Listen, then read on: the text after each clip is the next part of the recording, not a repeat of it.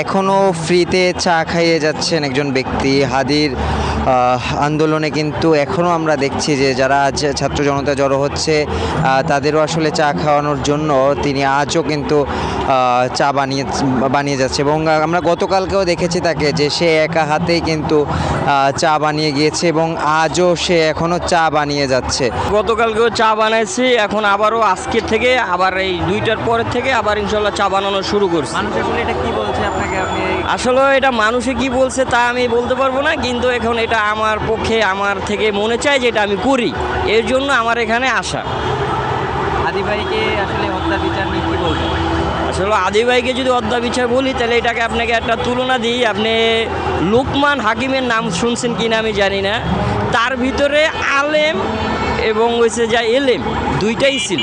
তো আমাদের আদি ভাইয়ের ভিতরে মনে করেন যে জ্ঞানও ছিল এবং কি তিনি বলতেও পারতেন। তাই সেই হিসাবে যদি বিচারক করি তাহলে এই যে মানুষগুলো দেখবেন যে আলেম আর এলেম দিয়া যদি কেউ কিছু বলতে চায় ওটা দুনিয়ার ভিতরে হেকমা হয়ে দাঁড়ায়। তো আদি ভাইয়ের এটা আমি একটা হেকমার মতনই দেখি। তার এই জিনিসটা আপনি দেখেন আজকে ওয়ার্ল্ড জানে, তাই এটা কয়জনের ভাগ্য হয়।